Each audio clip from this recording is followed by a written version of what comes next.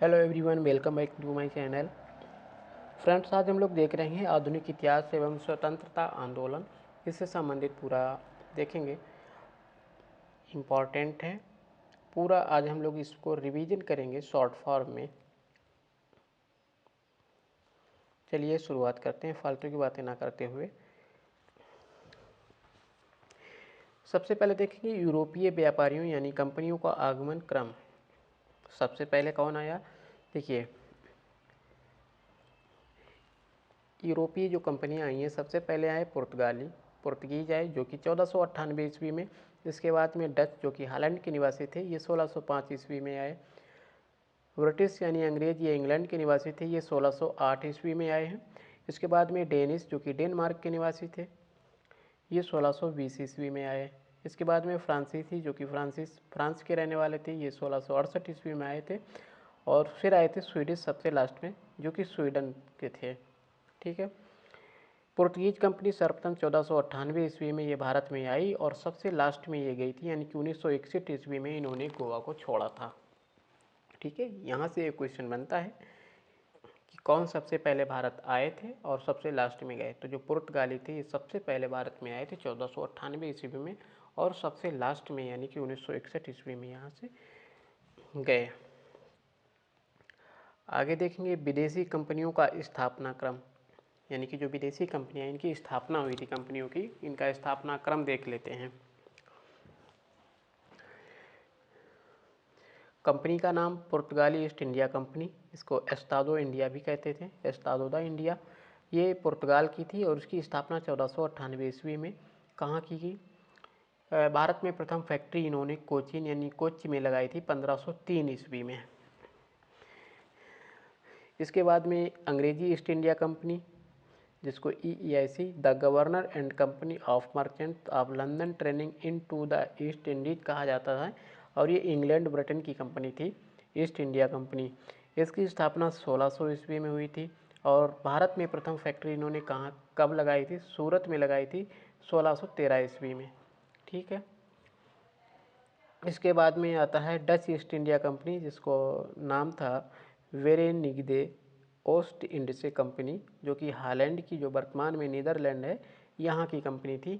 1602 ईस्वी में इसकी स्थापना हुई थी और भारत में इन्होंने सबसे पहले मसूलीपट्टनम में लगाई थी।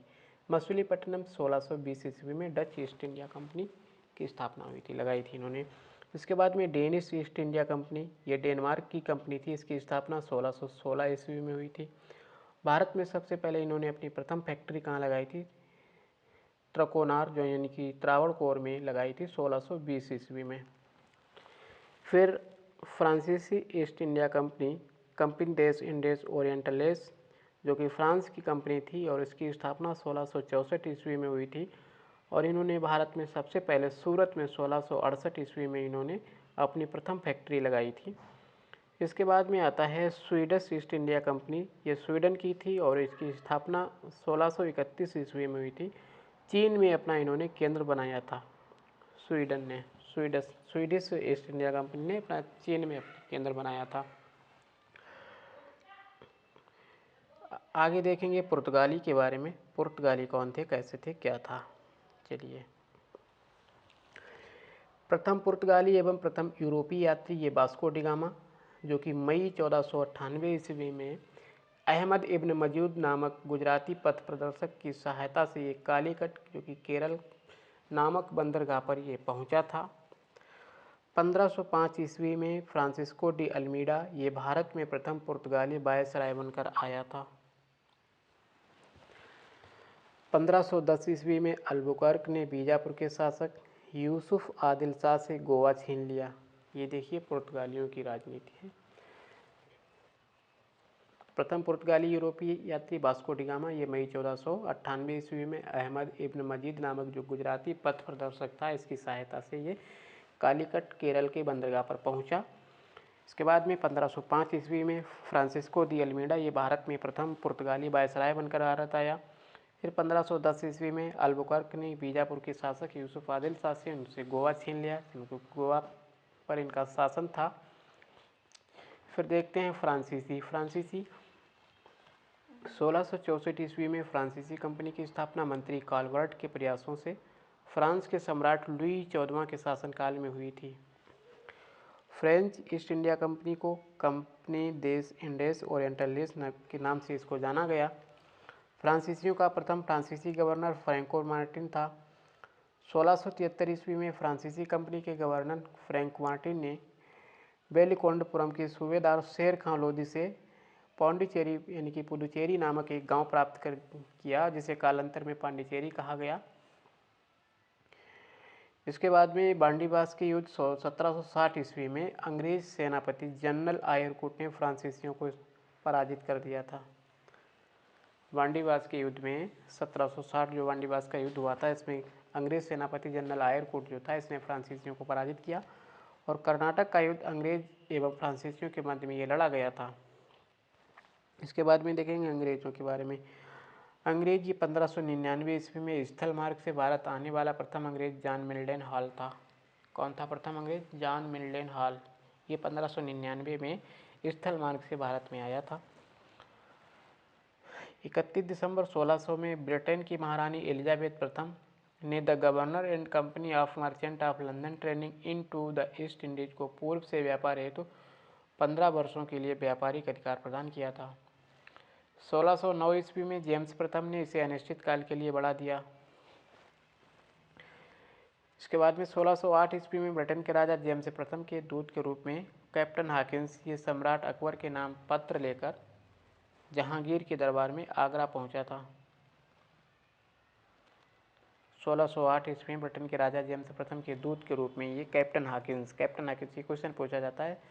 सम्राट अकबर के नाम पर पत्र लेकर ये कहाँ पहुंचा था? जहांगीर के दरबार में। तो प्रथम अंग्रेज कौन था? जहांगीर के दरबार में आने वाला कैप्टन हॉकिंस। इसके बाद में 1615 ईस्वी में टामर रो ये ब्रिटेन के राजदूत के रूप में जहांगीर के दरबार में पहुंचा। 1608 में कैप्टन हॉकिंस पहुंचा जहांगीर के दरबार में। इसके बाद में 1615 में टॉमस रो पहुंचा, ये ब्रिटेन के राजदूत के रूप में जहांगीर के दरबार में। फिर 1661 में इंग्लैंड के सम्राट चार्ल्स द्वितीय का विवाह पुर्तगाली राजकुमारी कैथरीन से हुआ था। फलस्वरूप चार्ल्स को बम्बई उपहार के रूप में इसको प्राप्त हुआ था। ईस्ट इंडिया कंपनी ने 1668 ईस्वी में 10 पाउंड प्रतिवर्ष के किराए पर चार्ल्स द्वितीय से बम्बई को प्राप्त किया।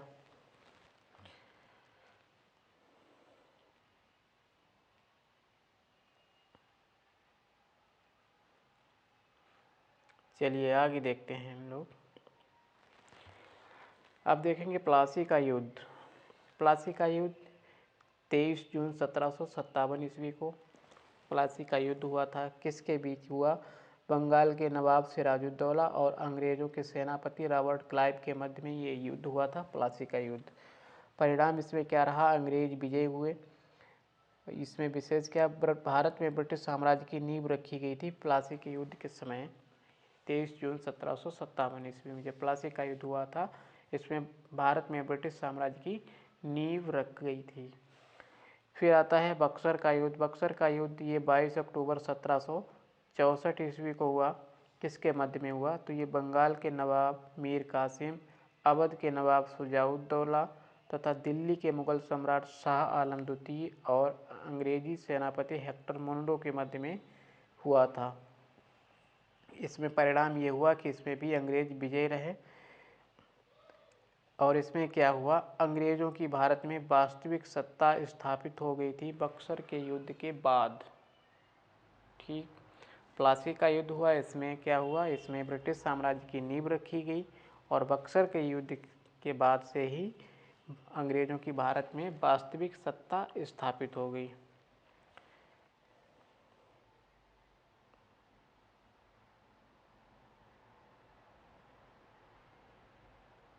इसके बाद में आते हैं, हम देखते हैं इलाहाबाद की संधि, जो किसके द्वारा की गई? रॉबर्ट क्लाइव के द्वारा। इलाहाबाद की संधि रॉबर्ट क्लाइव के द्वारा की गई। इलाहाबाद की प्रथम संधि ये शाह आलम द्वितीय से रॉबर्ट क्लाइव के द्वारा 12 अगस्त 1765 को इलाहाबाद की प्रथम संधि हुई थी। 12 अगस्त 1965 ईस्वी में इलाहाबाद की प्रथम संधि इलाहाबाद की द्वितीय संधि ये शुजाउद्दौला से हुई, रॉबर्ट क्लाइव के द्वारा शुजाउद्दौला से हुई 16 अगस्त 1765 में, यानी कि ठीक 4 दिन बाद। प्रथम संधि, इलाहाबाद की प्रथम संधि 12 अगस्त 1765 ईस्वी में शाह आलम द्वितीय से, और इलाहाबाद की द्वितीय संधि शुजाउद्दौला से, जो कि 16 अगस्त 1765 ईस्वी में। ठीक, आगे देखते हैं कर्नाटक युद्ध। कर्नाटक युद्ध ये अंग्रेजों तथा फ्रांसीसियों के मध्य में ये लड़े गए थे कर्नाटक युद्ध। कर्नाटक यानी कि प्रथम युद्ध ये 1746 से 1748 ईस्वी में। प्रमुख कारण क्या था? ऑस्ट्रिया के उत्तराधिकार का युद्ध था ये। संधि इसमें क्या हुई? एक्सला सैपल की संधि, जो कि 1748 जानी जाती है। इसमें परिणाम क्या रहा है? अनिर्णित रहा, कोई परिणाम नहीं निकला। कर्नाटक का प्रथम युद्ध जो था इसमें कोई परिणाम नहीं निकला। इसमें एक्सला सैपल की संधि पर यह युद्ध समाप्त हुआ 1748 में। कर्नाटक द्वितीय युद्ध, जो कि 1749 से 1754 ईस्वी तक हुआ, कर्नाटक के उत्तराधिकार का ये युद्ध था। इसमें क्या हुआ? इसमें पांडिचेरी की संधि, जो कि 1755 ईस्वी में हुई थी, इसकी संधि पर ये अंग्रेज मजबूत स्थिति में ये बने रहे। तृतीय युद्ध, कर्नाटक का तृतीय युद्ध 1758 से 1763 ईस्वी में। ये सप्तवर्षीय युद्ध एवं औपनिवेशिक कारण इसका प्रमुख कारण रहा। पेरिस की संधि पर यह समाप्त हुआ। पेरिस की संधि 1763 ईस्वी में हुई थी, और इसमें क्या हुआ? फ्रांस की पराजय हुई, अंग्रेजों की इसमें विजय हुई थी। इसके बाद में हम लोग देखेंगे आंग्ल मैसूर युद्ध। आंग्ल मैसूर युद्ध, इसमें प्रथम आंग्ल मैसूर युद्ध 1767 से 1769 ईस्वी में। शासक, इस मैसूर का शासक कौन था? हैदर अली था। बंगाल के गवर्नर लॉर्ड बेरेल्ट, और ये मद्रास की संधि 1769 पर यह युद्ध समाप्त हुआ। द्वितीय आंग्ल मैसूर युद्ध 1780 से 1784 ईस्वी में। शासक हैदर अली और वारेन हेस्टिंग, ये बंगाल का गवर्नर था। ये मंगलौर की संधि, जो कि 1784 ईस्वी में इस पर समाप्त हुआ। इसमें हैदर अली की मृत्यु हो गई थी। द्वितीय आंग्ल मैसूर युद्ध 1790 से 1792 में हुआ। द्वितीय आंग्ल मैसूर युद्ध, मैसूर का शासक उस समय टीपू सुल्तान था, और बंगाल का गवर्नर जो था वो लॉर्ड कॉर्नवालिस था। इसमें संधि क्या हुई? श्रीरंगपट्टनम की संधि 1792 ईस्वी में हुई। इसी संधि पर युद्ध समाप्त हुआ, तृतीय आंग्ल मैसूर युद्ध। फिर चतुर्थ आंग्ल मैसूर युद्ध 1799 ईस्वी में।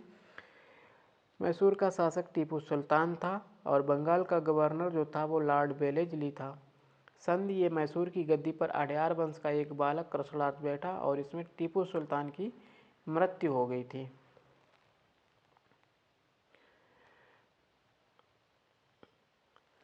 इसके बाद में देखेंगे हम लोग आंग्ल मराठा युद्ध। आंग्ल मराठा युद्ध, प्रथम आंग्ल मराठा युद्ध ये 1755 से 1782 ईस्वी तक। सालवाई की संधि 1782 ईस्वी की संधि पर यह प्रथम आंग्ल मराठा युद्ध समाप्त हुआ। इसमें परिणाम हुआ कि अंग्रेजों को सालसेट तथा एलिफेंटा द्वीप प्राप्त हुआ। माधवराव नारायण पेशवा बना तथा राघोबा को पेंशन दी गई। ये प्रथम आंग्ल मराठा युद्ध का परिणाम रहा। इसके बाद में द्वितीय आंग्ल मराठा युद्ध, ये 1803 से 1806 ईस्वी तक। इसमें क्या हुआ? देवगांव की संधि, जो कि 17 दिसंबर 1803 ईस्वी में अंग्रेजों एवं भोसले के मध्य हुई थी। सुरजी अर्जन गांव की संधि 30 दिसंबर 1803 ईस्वी में अंग्रेजों एवं सिंधिया के मध्य हुई। राजपुर घाट की संधि 25 दिसंबर 1805 ईस्वी में लॉर्ड वेलेस्ली के जाने के बाद जॉर्ज बार्लो के द्वारा होलकर से संधि की गई थी। इसके बाद में तृतीय आंग्ल मराठा युद्ध 1817 से 1818 ईस्वी तक।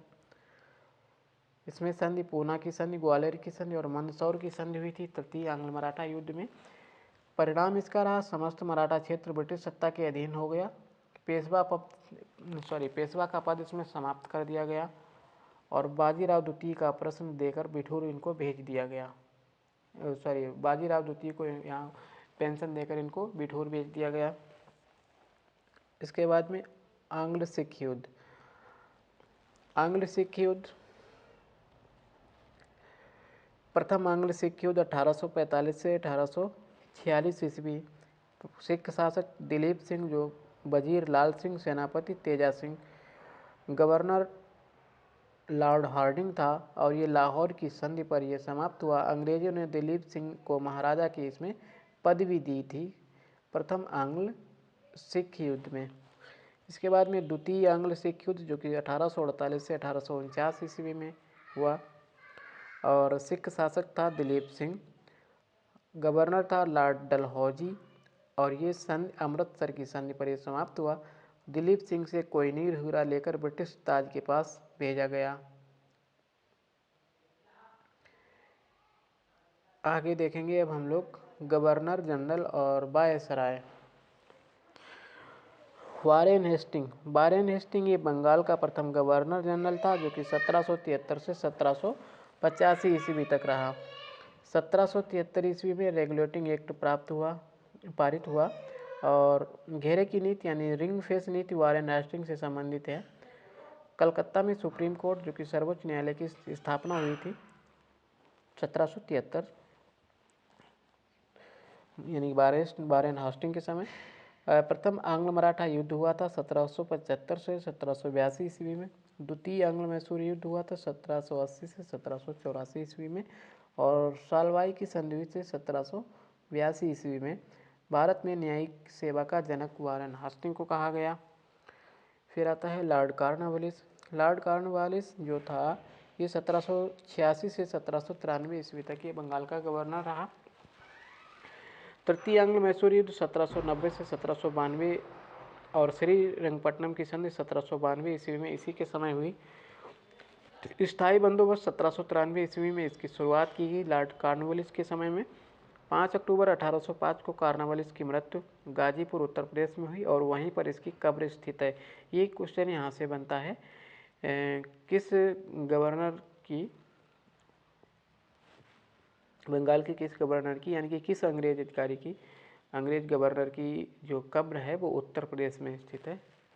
तो उत्तर प्रदेश में कहाँ स्थित है? गाजीपुर में स्थित है। और किसकी स्थित है?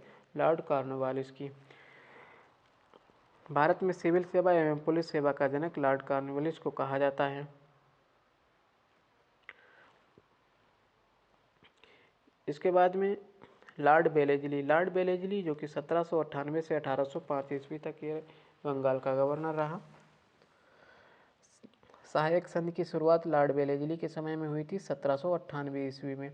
हैदराबाद से 1798 और 1800 ईस्वी में मैसूर 1799 ईस्वी में। हैदराबाद से कभी 1798 और 1800 ईस्वी में, मैसूर से 1799 ईस्वी में, तंजौर से 1799 ईस्वी में, अवध से 1801 ईस्वी, पेशवा 1802 ईस्वी में, भोसले से 1803 ईस्वी, सिंधिया से 1804 ईस्वी में। ये लगातार संधियाँ होती रहीं लॉर्ड बेलेजली के समय चतुर्थ आंग्ल मैसूर युद्ध हुआ 1799 ईस्वी में, और बसीन की संधि 1802 ईस्वी में हुई। द्वितीय आंग्ल मराठा युद्ध हुआ 1803 से 1805 ईस्वी में। कलकत्ता में फोर्ट विलियम कॉलेज की स्थापना हुई।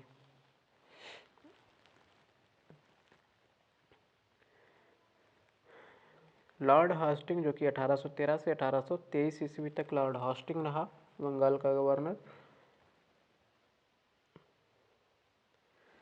तृतीय आंग्ल मराठा युद्ध 1817 से 1819 ईस्वी के बाद हस्तक्षेप की नीति अपनाई गई। 1818 में पेशवा पद की समाप्ति कर दी गई। आंग्ल नेपाल युद्ध 1814 से 1816 ईस्वी में हुआ। बम्बई एवं मद्रास में रैयतवाड़ी व्यवस्था को टॉमस मुनरो के द्वारा लागू किया जाना, जो कि 1820 ईस्वी में। अवध एवं उत्तर पश्चिम राज्य प्रांतों में महालवाड़ी व्यवस्था को लागू किया गया। इसके बाद में लॉर्ड विलियम बेंटिंक जो कि बंगाल का अंतिम गवर्नर जनरल तथा भारत का प्रथम governor general Lord William Bentinck 1828 से 1835 ईस्वी तक। 1829 ईस्वी में नियम 17 के द्वारा सती प्रथा का उन्मूलन किया। 1833 ईस्वी के चार्टर एक्ट द्वारा बंगाल के गवर्नर जनरल को भारत का गवर्नर जनरल बना दिया गया। इस प्रकार 1833 ईस्वी में भारत का पहला governor general Lord William Bentinck हुआ। बेंटिंक ने कर्नल सुलेमान की सहायता से 1830 ईस्वी में ठगी प्रथा को इसने समाप्त किया था। 1830 ईस्वी में किसकी सहायता से? कर्नल सुलेमान की सहायता से 1830 ईस्वी में इसने ठगी प्रथा को इसने समाप्त कर दिया था। आगे देखेंगे लॉर्ड एलनबरो। लॉर्ड एलनबरो ये 1892 में लॉर्ड एलनबरो क्या था? भारत का प्रथम गवर्नर जनरल यानी कि द्वितीय गवर्नर जनरल। लॉर्ड एलनबरो ये 1842 से 1844 ईस्वी ये प्रथम आंग्ल अफगान युद्ध समाप्त हुआ इस समय, और सिंध को 1843 ईस्वी में पूर्ण रूप से ब्रिटिश साम्राज्य से इसने मिला लिया, और 1843 ईस्वी में दास प्रथा का उन्मूलन जो कि 1843 एक्ट 5 के द्वारा हुआ, 5 के तहत। फिर आता है लॉर्ड डलहौजी जो कि 1848 से 1856 ईस्वी तक ये रहा। द्वितीय आंग्ल सिख युद्ध 1848-49 ईस्वी के समय में हुआ। 29 मार्च 1849 को पंजाब का जो अंग्रेजी राज्य में विलय हो गया। कोहिनूर हीरा महारानी विक्टोरिया को बेच दिया गया था। लॉर्ड डलहौजी ये बेबगत सिद्धांत का जनक कहा जाता है। बेबगत सिद्धांत के अंतर्गत विलय किए गए गणराज्य कौन थे? जो सतारा सबसे पहले 1848 ईस्वी में, सतारा जो फिर इसके बाद में जैतपुर संबलपुर 1849 ईस्वी में, बघाट 1850 में, उदयपुर 1852 में, झांसी 1853 में, नागपुर 54 में, अवध 1856 में। अवध को कुशासन का आरोप लगाकर इसको हड़प लिया। भारत में रेलवे का जनक डलहौजी को कहा जाता है। 1853 ईस्वी में प्रथम रेल लाइन बम्बई से ठाणे के बीच में जो कि 34 किलोमीटर, इस पर रेल का परिचालन 1854 ईस्वी में कलकत्ता एवं रानीगंज के मध्य में दूसरी रेल चलाई गई। भारत में पहली बार PWD यानी कि सार्वजनिक निर्माण विभाग की स्थापना लॉर्ड डलहौजी के द्वारा की गई। इसके बाद में लॉर्ड कैनिंग आता है। लॉर्ड कैनिंग ये भारत के अंतिम गवर्नर जनरल और प्रथम वायसराय था। 1856 से 1858 ईस्वी में ये अंतिम गवर्नर जनरल रहा भारत का, और 1858 से 1862 तक प्रथम वायसराय रहा।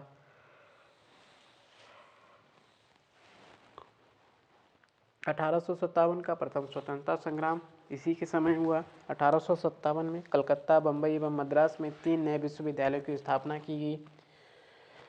कंपनी के शासन का अंत हुआ और मुगल सम्राट के पद को इसमें समाप्त कर दिया गया। लॉर्ड मेयो जो कि 1869 से 1872 ईस्वी तक ये वायसराय था भारत का। 1871 में पुरातत्व सर्वेक्षण विभाग बनाया गया। 1865 ईस्वी में कलकत्ता, बम्बई एवं मद्रास एवं उच्च न्यायालय की स्थापना की गई। भारत में प्रथम जनगणना लॉर्ड मेयो के कार्यकाल में यानी कि 1872 में हुई थी। इसके बाद में लॉर्ड लिटिन आता है। लॉर्ड लिटिन 1878 ईस्वी में 1876 से 1880 ईस्वी तक 1878 में इसने रिचर्ड स्ट्रेची की अध्यक्षता में प्रथम अकाल आयोग की नियुक्ति की थी। किसने? लॉर्ड लिटिन ने।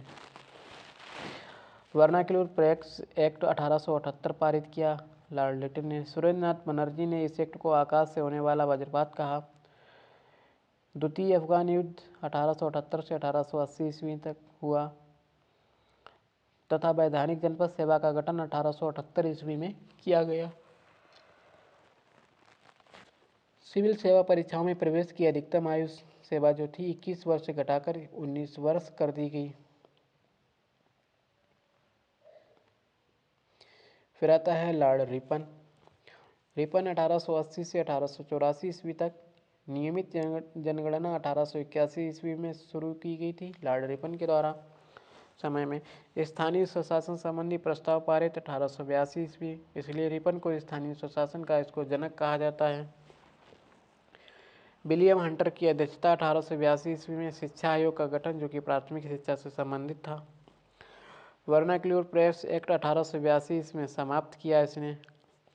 2 फरवरी 1883 ईस्वी में यूरोपियों के विरुद्ध भारतीय न्यायाधीशों द्वारा मुकदमे की सुनवाई के लिए प्रस्तावित इल्बर्ट बिल विवाद हुआ और ये सोत विद्रोह के नाम से प्रसिद्ध है। इसके बाद में लॉर्ड डफरिन आता है। डफरिन 1884 से 1886 ईस्वी तक। डफरिन के समय A.O. ह्यूम के द्वारा 1885 ईस्वी में भारतीय राष्ट्रीय कांग्रेस की स्थापना की गई थी। 1887 ईस्वी में डफरिन के कार्यकाल में इलाहाबाद विश्वविद्यालय की स्थापना की गई। फिर आता है लॉर्ड कर्जन। कर्जन आता है 1899 से 1905 ईस्वी में। लॉर्ड कर्जन के कार्यकाल में गठित आयोग कौन कौन से थे उनको देखते हैं। 1900 ईस्वी में अकाल आयोग गठित किया गया, इसके अध्यक्ष सर एंटोनी मैकडोनाल्ड था। 1901 ईस्वी में सिंचाई आयोग की स्थापना हुई, इसका अध्यक्ष सर कॉलिन स्कॉट मॉनक्रीफ था। 1901 ईस्वी में रेलवे आयोग का गठन किया गया, इसका अध्यक्ष थॉमस रॉबर्टसन था। 1902 ईस्वी में पुलिस आयोग की स्थापना की गई, इसका अध्यक्ष एंड्रयूज फ्रेजर था। और 1902 ईस्वी में विश्वविद्यालय आयोग की स्थापना की गई, गठित किया गया आयोग, इसका जो अध्यक्ष था वो सर थॉमस रैले था। ये जो थे 5 आयोग गठित किए गए थे लॉर्ड कर्जन के समय में।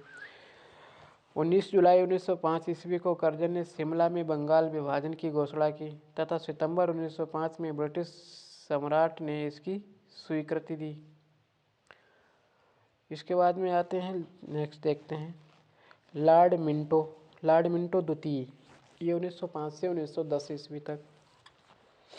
1907 ईस्वी में सूरत अधिवेशन में कांग्रेस का विभाजन, लॉर्ड मिंटो के द्वारा सुधार के तहत पहली बार मुसलमानों के लिए पृथक मताधिकार तथा पृथक निर्वाचन क्षेत्रों की स्थापना की गई। लॉर्ड हार्डिंग द्वितीय, जो कि 1910 से 1916 ईस्वी तक रहा, इसमें क्या हुआ, दिल्ली दरबार में बंगाल विभाजन रद्द करने की घोषणा की गई। राजधानी कलकत्ता से दिल्ली स्थानांतरित करने की घोषणा की गई 1911 ईस्वी में। और 1912 ईस्वी में दिल्ली भारत की राजधानी बनी। 23 दिसंबर 1912 ईस्वी को दिल्ली में लॉर्ड हार्डिंग पर बम फेंका गया। इस कांड में भाई बाल मुकुंद को फांसी की सजा दी गई थी। फिर आता है लॉर्ड चेम्सफोर्ड। लॉर्ड चेम्सफोर्ड 1916 से 1921 ईस्वी तक। 20 अगस्त 1917 के सुधारों की घोषणा, जो कि मॉन्टेग्यू चेम्सफोर्ड घोषणा के नाम से ये प्रसिद्ध है। लॉर्ड रीडिंग 1921 से 1926 ईस्वी तक, एकमात्र यहूदी वायसराय था लॉर्ड रीडिंग। 1922 ईस्वी में सर्वप्रथम ICS की परीक्षा लंदन एवं इलाहाबाद में आयोजित हुई थी लॉर्ड रीडिंग के समय। 1 अक्टूबर 1926 को लोक सेवा आयोग की स्थापना की गई। फिर आता है लॉर्ड इरविन 1926 से 1931 ईस्वी तक। इसमें क्या हुआ, देशी रियासतों के संबंध में 1927 में हार्टोग बटलर समिति की नियुक्ति हुई। 3 फरवरी 1928 को साइमन कमीशन भारत पहुंचा। 5 मार्च 1931 को गांधी इरविन समझौता हुआ। लॉर्ड लिनलिथगो, जो कि 1936 से 1944 ईस्वी तक रहा। पहला प्रांतीय आम चुनाव 1936-37 ईस्वी में संपन्न हुआ, जिसमें से 11 प्रांतों में से 8 प्रांतों में कांग्रेस ने सरकार बनाई, 6 प्रांतों में पूर्ण बहुमत की और 2 प्रांतों में गठबंधन की सरकार बनाई गई। 1942 ईस्वी में क्रिप्स मिशन भारत आया और गांधी जी इसके निर्णय को पोस्ट डेटेड चेक इसको कहा था। 8 अगस्त 1942 को भारत छोड़ो आंदोलन, जो कि अगस्त क्रांति प्रारंभ हुआ, जिसमें करो या मरो का नारा दिया गया था। 1942 ईस्वी में भारत छोड़ो आंदोलन के समय लॉर्ड वेवेल, जो कि 1944 से 1947 ईस्वी तक, शिक्षा सुधार हेतु सार्जेंट योजना 1944 ईस्वी की घोषणा हुई। वेवेल योजना 1945 ईस्वी में इसमें प्रस्तुत किया गया। 20 फरवरी 1947 को ब्रिटिश प्रधानमंत्री लॉर्ड क्लीमेंट एटली ने घोषणा की कि भारत को जून 1948 तक सत्ता सौंप देंगे। इसके बाद में लॉर्ड माउंटबेटन। लॉर्ड माउंटबेटन 1947 से 1948 ईस्वी तक रहा। लॉर्ड माउंटबेटन ये ब्रिटिश भारत के अंतिम गवर्नर जनरल एवं वायसराय थे तथा स्वतंत्र भारत के प्रथम गवर्नर जनरल बने। 3 जून 1947 को माउंटबेटन योजना घोषित हुई, जिसमें भारत की विभाजन की रूपरेखा तैयार की गई।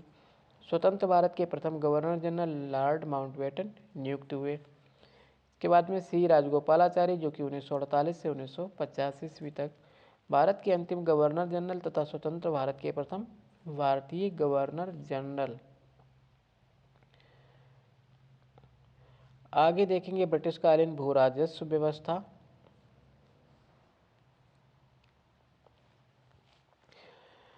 स्थायी बंदोबस्त या जमींदारी बंदोबस्त ये 1793 ईस्वी में किसके द्वारा, लॉर्ड कॉर्नवालिस के द्वारा ये शुरू की गई थी। और कहाँ कहाँ की गई थी, बंगाल, बिहार, उड़ीसा, उत्तर प्रदेश, बनारस खंड और उत्तरी कर्नाटक।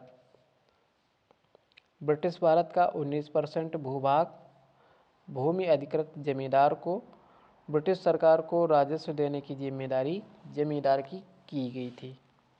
ये था स्थायी बंदोबस्त जो कि 1793 ईस्वी में लॉर्ड कॉर्नवालिस के द्वारा लागू किया गया। कहाँ कहाँ, बंगाल, बिहार, उड़ीसा, उत्तर प्रदेश, बनारस खंड, उत्तरी कर्नाटक। और ब्रिटिश भारत का 19% भूभाग भूमि अधिकृत जमींदार को और ब्रिटिश सरकार को राजस्व देने की जिम्मेदारी जमींदार की थी। रैयतवाड़ी व्यवस्था ये 1920 ईस्वी में टॉमस मुनरो के द्वारा कहाँ लागू की गई, बम्बई, मद्रास और असम में। ब्रिटिश भारत का 51% भूभाग ये रैयतवाड़ी व्यवस्था के अंतर्गत भूमि का मालिक किसान होता था और ब्रिटिश सरकार को राजस्व देने की जिम्मेदारी इसमें किसान की। इसके बाद में महालवाड़ी व्यवस्था, ये 1822 ईस्वी में हार्ट मैकेंजी इसका जनक था और इसने लागू की थी कहाँ, उत्तर प्रदेश, मध्य प्रांत, पंजाब। ब्रिटिश भारत का 30% भूभाग। कृषि पर गांव का अधिकार होता, भूमि पर गांव का अधिकार महालवाड़ी में। और ब्रिटिश सरकार को राजस्व देने की जिम्मेदारी गांव के मुखिया की होती थी। तो क्या क्या आया इसमें, जमींदारी बंदोबस्त, लॉर्ड कॉर्नवालिस, इसमें जमींदार को भूमि अधिकृत की जाती थी। रैयतवाड़ी व्यवस्था 1820 ईस्वी में टॉमस मुनरो ने इसने बम्बई, मद्रास, असम में। और इसमें ब्रिटिश भारत का 51% भूभाग और भूमि का मालिक इसमें किसान होता था। रैयतवाड़ी में, महालवाड़ी में 1822 ईस्वी में ये हार्ट मैकेंजी, उत्तर प्रदेश, मध्य प्रदेश और पंजाब में ये व्यवस्था लागू की गई। ब्रिटिश भारत का 30% भूभाग और भूमि पर गांव का अधिकार इसमें होता था।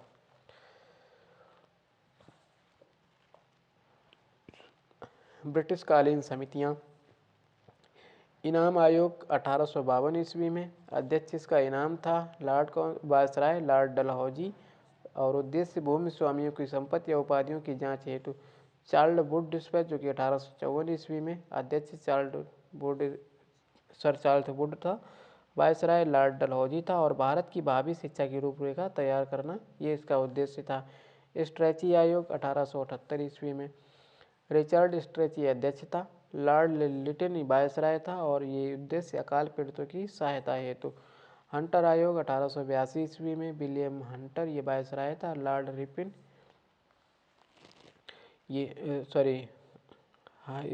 विलियम हंटर इसका अध्यक्ष था, लॉर्ड रिपिन वायसराय था। इसका उद्देश्य था शिक्षा की प्रगति के पुनरावलोकन हेतु। हर्षेल समिति 1893 ईस्वी में, अध्यक्ष हर्षेल था, वायसराय लॉर्ड लैंसडाउन था।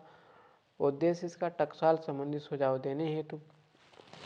मैकडोनल आयोग 1900 ईस्वी में, अध्यक्ष सर एंटोनी मैकडोनल था और वायसराय लॉर्ड कर्जन था। उद्देश्य इसका था दुर्भिक्ष पर स्ट्रेची आयोग की रिपोर्ट पर अपना सुझाव देने हेतु। मॉनक्रीक आयोग 1901 ईस्वी में, इसका अध्यक्ष सर बॉल्विन स्कॉट मॉनक्रीक था, वायसराय लॉर्ड कर्जन था और ये सिंचाई की योजना हेतु ये मॉनक्रीक आयोग गठित किया गया था। फ्रेजर आयोग 1902 ईस्वी में, इसके अध्यक्ष सर डब्ल्यू फ्रेजर था और वायसराय लॉर्ड कर्जन था। इसका उद्देश्य था पुलिस प्रशासन की कार्यपद्धति की जांच करना। सैंडलर आयोग, इसका अध्यक्ष माइकल सैंडलर और वायसराय लॉर्ड चेम्सफोर्ड, कलकत्ता विश्वविद्यालय की कार्यप्रणाली और उनके दोषों की जांच के लिए गठित किया गया था। और ये सैंडलर आयोग 1917 में। फिर आता है बटलर आयोग इसके 1927 ईस्वी में, इसके अध्यक्ष हारकोर्ट बटलर थे और ये लॉर्ड डर्बिन वायसराय था। इसका उद्देश्य था ब्रिटिश परमसत्ता और देशी राज्यों को अच्छे संबंध स्थापित करने से संबंधित था। इसके बाद में आते हैं धन निष्कासन का सिद्धांत।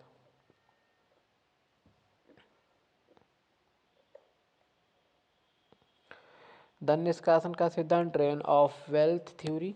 इसके प्रतिपादक कौन थे? दादा भाई नौरोजी। इनकी जो पुस्तक grand old man of India इनको कहा जाता था। इनकी पुस्तक थी अन इंग्लैंड डेप टू इंडिया, जो कि 1867 ईस्वी नाम लेख के द्वारा। और दूसरी थी poverty and un-British rule in India, ये 1901 ईस्वी नामक पुस्तक के द्वारा। अन्य विचारक रमेश चंद्र दत्त थे, जिनकी पुस्तक थी इकोनॉमिक हिस्ट्री ऑफ इंडिया नामक पुस्तक के द्वारा। चलिए आगे देखते हैं 1857 का विद्रोह।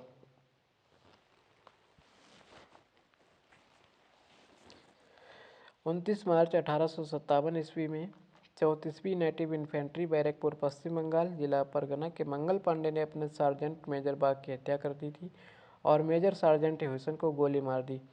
मंगल पांडे को 8 अप्रैल 1857 को फांसी दी गई।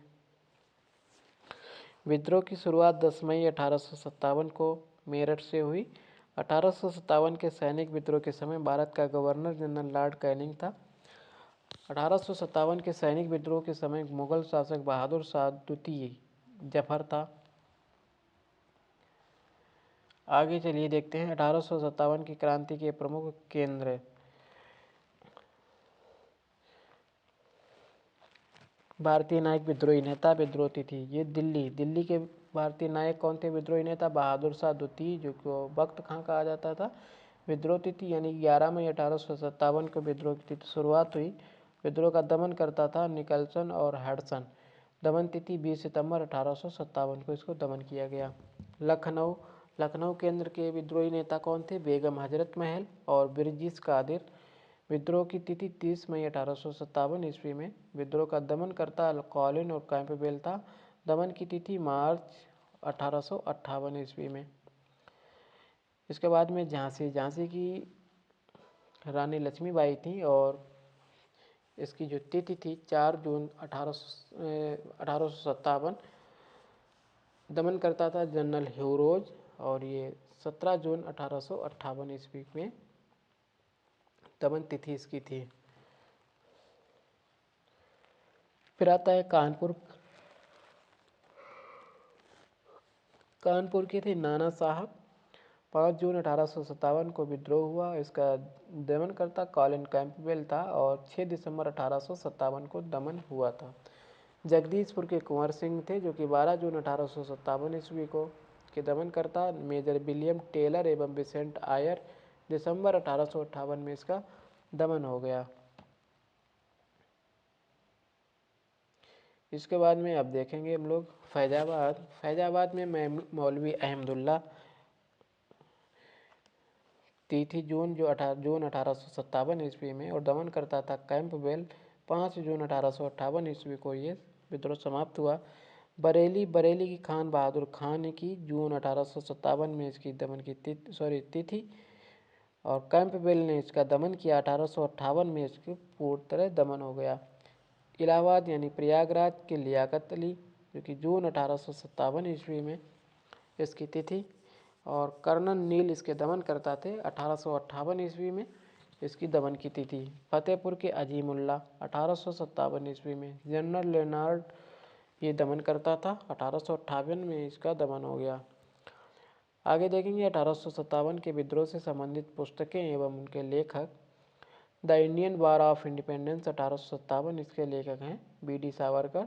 द ग्रेट रिवेलियन के लेखक हैं अशोक मेहता। सिपाही mutiny and the revolt of 1857 RC. Majumdar. सामाजिक एवं धार्मिक सुधार आंदोलन हिंदू सुधार आंदोलन। राजा राम मोहन राय एवं ब्रह्म समाज। परिचय। राजा राम मोहन राय ये 22 मई 1772 27 सितंबर 1833 तक ये रहे। जन्म स्थान इनका राधानगर हुगली पश्चिम बंगाल। उपाधि इनकी राजा की मुगल शासक अकबर द्वितीय के द्वारा दी गई। युगदूत सुभाष चंद्र बोस के द्वारा कहा गया। संवैधानिक आंदोलन के जनक सुरेंद्रनाथ बनर्जी के द्वारा। भारतीय नवजागरण के अग्रदूत जनक, आधुनिक भारत के पिता, भारतीय राष्ट्रवादी के जनक, नवप्रभात का तारा, अतीत एवं भविष्य के मध्य सेतु, भारतीय जागृति के जनक, नए भारत का मसीहा, प्रथम आधुनिक पुरुष एवं युग पुरुष आदि का सम्मान इनको प्राप्त हुआ।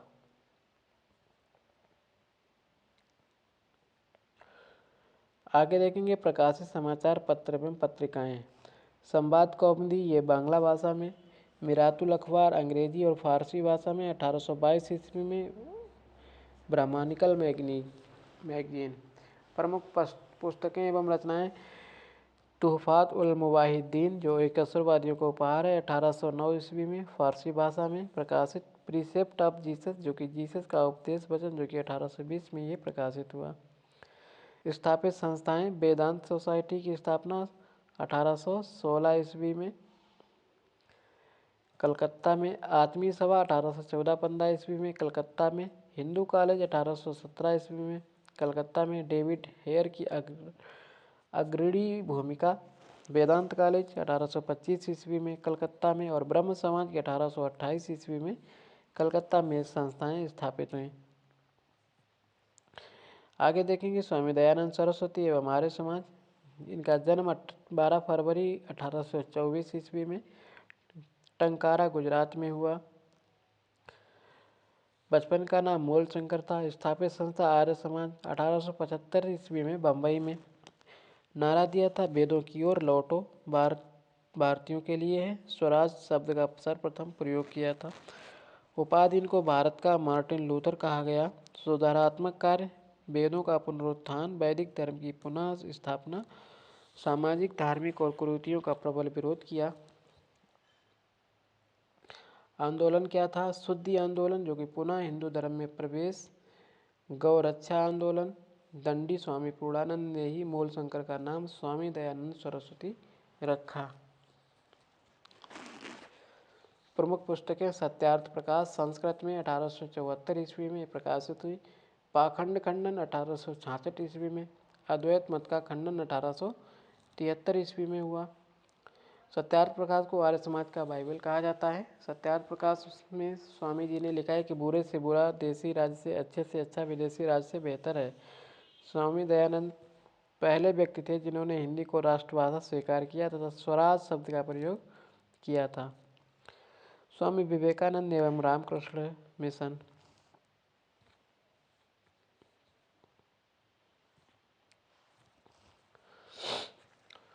इनका जन्म 12 जनवरी 1863 ईस्वी को, जन्म स्थान कोलकाता। बचपन का नाम नरेंद्र नाथ दत्त, पिता इनके विश्वनाथ दत्त, माता भुवनेश्वरी देवी। गुरु पर रामकृष्ण परमहंस।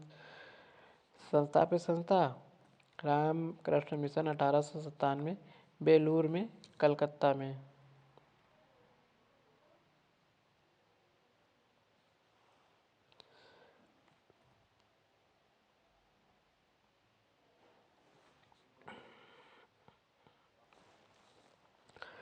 हिंदू सामाजिक धार्मिक आंदोलन एवं संगठन देखेंगे। Asiatic society.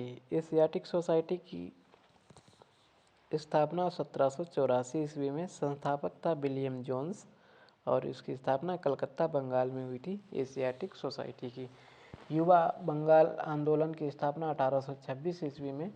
इस संस्थापक इसका था जो हेनरी लुई विवियन डेरोजियो और ये कहाँ इसका स्थान था? कलकत्ता बंगाल में। ब्रह्म समाज की स्थापना 1828 ईस्वी में राजा राम मोहन राय के द्वारा कलकत्ता बंगाल में की गई।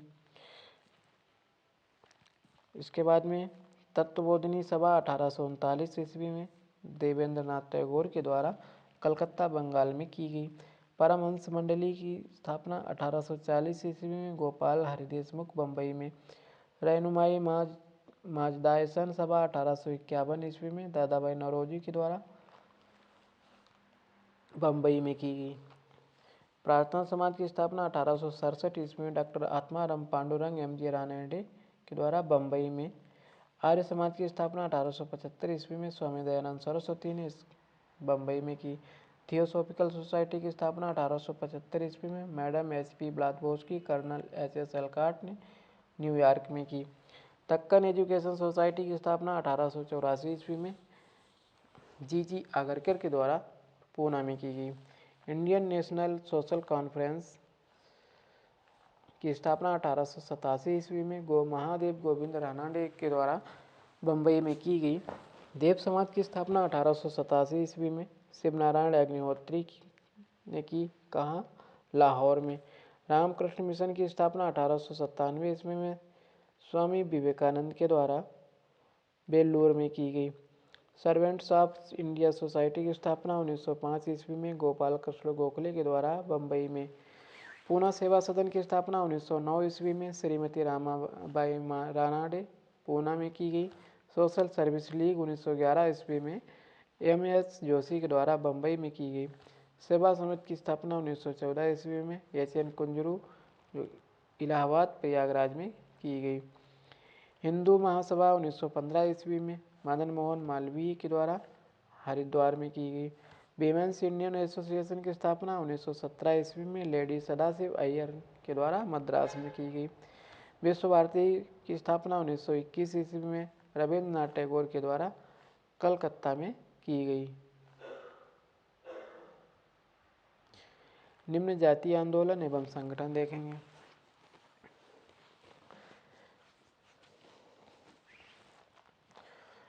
सत्यशोधक समाज की स्थापना 1873 ईस्वी में ज्योतिबा फुले राव के द्वारा महाराष्ट्र में की गई। अरब्बीपुरम आंदोलन की स्थापना 1888 ईस्वी में संस्थापक श्री नारायण गुरु अरब्बीपुर केरल में। श्री नारायण धर्म परिपालन योगम 1930 ईस्वी में श्री नारायण पद्मनाभम पल्पू एवं कुमार आसान के द्वारा केरल में। डिप्रेस्ड क्लास मिशन सोसाइटी की स्थापना 1906 ईस्वी में बी.आर. सिंधे के द्वारा बम्बई में। बहुजन समाज की स्थापना 1910 ईस्वी में मुकुंदराव पाटिल के द्वारा सतारा महाराष्ट्र में की गई। जस्टिस पार्टी की 1915-16 में सी.एन. मुदालियर, टी.एम. नायर एवं पी. त्यागराज चेट्टी के द्वारा मद्रास में की गई। बहिष्कृत हितकारिणी 1924 में डॉक्टर भीमराव अंबेडकर के द्वारा बम्बई में की गई।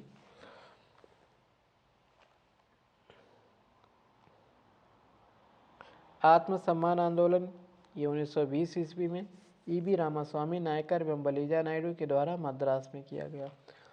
आगे देखेंगे हम लोग मुस्लिम सामाजिक धार्मिक आंदोलन। दारुल उलूम अथवा देवबंद आंदोलन 1866 ईस्वी में संस्थापक इसका मोहम्मद कासिम नानकवी एवं राशिद अहमद गंगोई देवबंद में की गई। अलीगढ़ आंदोलन की स्थापना 1875 ईस्वी में सर सैयद अहमद खां के द्वारा अलीगढ़ में की गई। अहमदिया आंदोलन की स्थापना 1889-90 में मियाँ मिर्जा गुलाम अहमद के द्वारा फरीदकोट में की गई।